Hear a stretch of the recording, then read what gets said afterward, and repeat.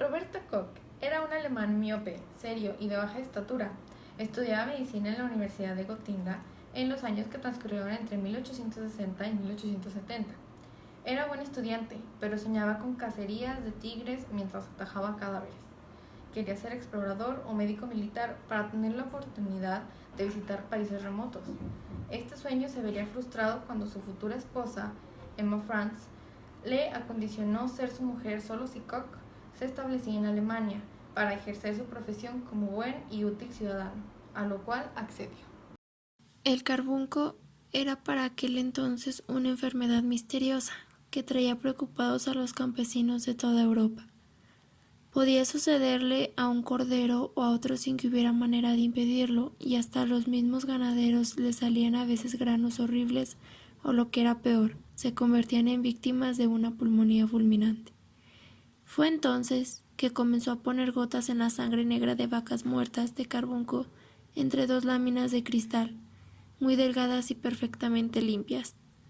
Un día, al mirar por el microscopio, notó unas cosas extrañas que parecían bastoncitos cortos, poco numerosos, que flotaban entre los glóbulos sanguíneos. Otros hombres de ciencia, Davine y Reyer, habían dicho que aquellos bastoncitos eran bacilos, gérmenes vivos, causa real e indudable del carbunco, pero no pudieron demostrarlo, y entonces Roberto Koch dejó de estudiar animales enfermos y se dedicó a los que estaban perfectamente sanos. Roberto tomó una astilla de madera que limpió cuidadosamente y calentó en el horno para matar a todos los microbios que accidentalmente pudieran tener. Le empapó de sangre de ovejas muertas de carbunco, y después con un bisturí le hizo en la base de la cola un corte limpio en el que insertó la astilla empapada en sangre. A la mañana siguiente, Koch encontró al ratón boca arriba, tieso y con los pelos de punta y las cuatro patas apuntando al cielo. Diseccionó al ratón, extrajo el vaso y puso sobre un portaobjetos una gota de líquido negruzco que exudaba. Y al mirar por el microscopio se dio cuenta de que había conseguido contagiar la enfermedad de las ovejas, vacas y de las personas, a un animal como un ratón. Aquí están los bastoncitos y los filamentos tan abundantes en este ratón como en la gota de sangre que utilicé ayer para la prueba. Koch creía indispensable cómo se desarrollaban estos bastoncitos, y le era imposible mirar el interior del cuerpo de un ratón vivo. Así que intentó multiplicar estos filamentos en algo que fuera lo más parecido posible a la sustancia del que está hecho el cuero de un animal, algo de la materia viva.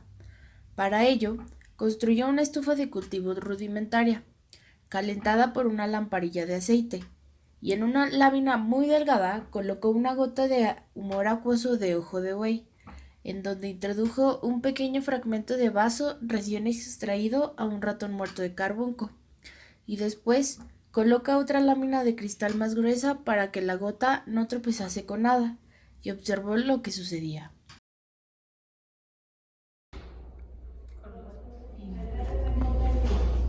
Los bastoncitos han comenzado a multiplicarse. Así, durante 8 días, repitió el milagro de hacer que aparecieran 1 millón de bacilos donde antes solo existían unos cuantos. He obtenido 8 generaciones de bacilos, sin necesidad de la presencia de cuerpo animal alguno. Los he obtenido puros, separados de toda otra especie microbiana. ¿Estos filamentos son realmente la causa del carbunco?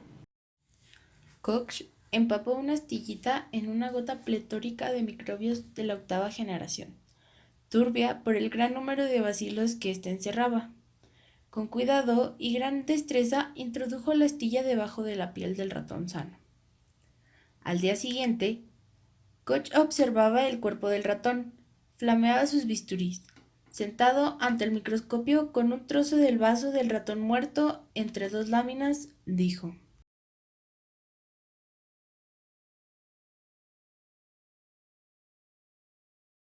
Lo he demostrado. Aquí están los filamentos, los bastoncitos. Los bacilos procedentes de la gota pendiente son tan mortíferos como los del vaso de una oveja muerta por carbunco. Koch realizó una serie de ensayos para saber si era cierta su conjetura. Con bisturís y pinzas esterilizadas extrajo el vaso de ratones muertos de carbunco, cuidando toda posible contaminación por microorganismos. Los conservó un día a la temperatura del cuerpo del ratón, comprobando que los filamentos se transforman en esporas cristalinas. Así también encontró que las esporas cristalinas conservaban su vitalidad durante meses, dispuestas a convertirse en mortíferos bacilos. En 1876, Koch empaquetó el microscopio y unas cuantas gotas pendientes en sus cavidades de cristal, y llevando una jaula de varias docenas de ratones blancos, iba a exhibir los microbios del carbunco, a decir cómo mataban a los ratones, a exponer la extraña manera de convertirse en esporas. Quería hacer ver todas esas cosas al profesor Kohn, quien enseñaba botánica en la universidad, quien quedó asombrado ante los experimentos y no pudo contenerse ante sus discípulos.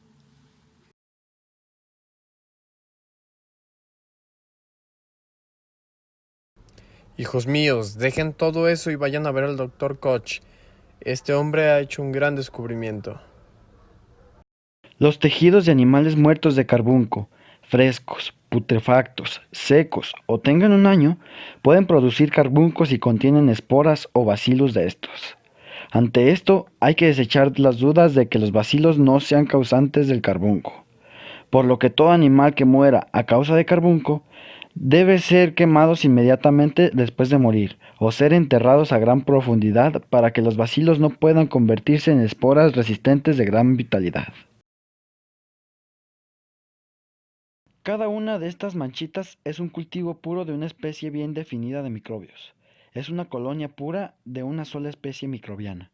Cuando caen los gérmenes del aire en los caldos de cultivo que venimos empleando, se entremezclan las diversas especies, pero al caer en la superficie lisa de una papa, quedan adhiriéndose y se multiplican creando millones de microbios de la misma especie y absolutamente puros.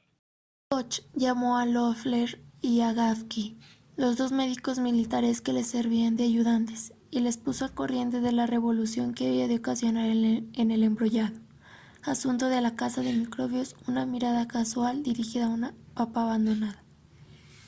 Fue entonces que los tres se dispusieron a hacer mezclas de 2 o 3 especies de microbios y las sembraron en la superficie plana de varias papas cocidas, en donde cayó un microbio aislado.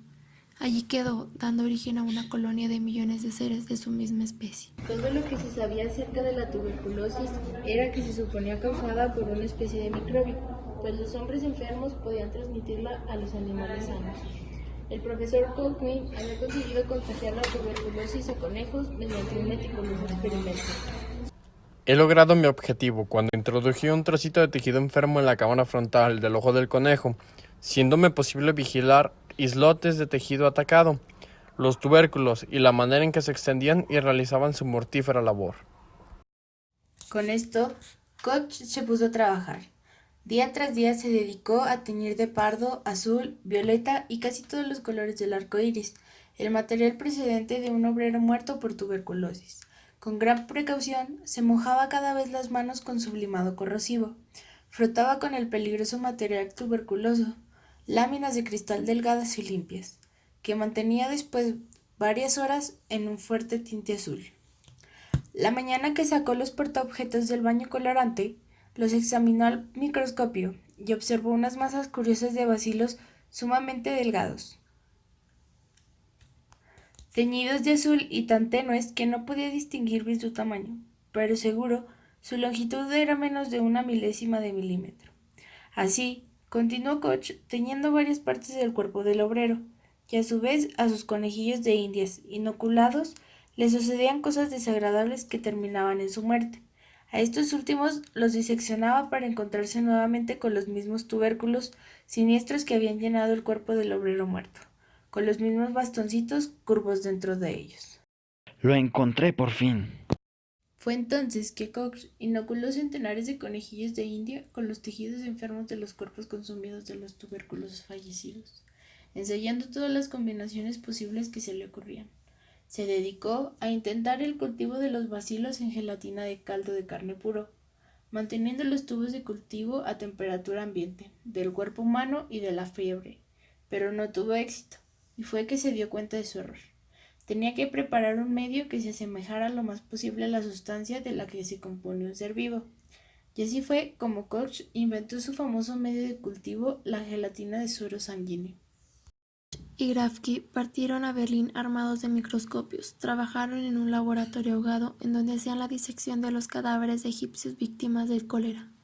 Descubrió el mismo microbio en todos los casos, el bacilo coma que se encontraba en el agua pútrida de las cisternas. El cólera no nace espontáneamente. Ningún hombre sano puede ser atacado por cólera, a no ser que ingiera el bacilo coma y peste, que solo puede proceder de sus iguales, y solo pueden desarrollarse en el intestino del hombre o en aguas contaminadas. Gracias a las valientes investigaciones de Koch, Europa y América no tienen ya que temer las incursiones devastadoras de estos asesinos de Oriente, microscópicos pero terribles.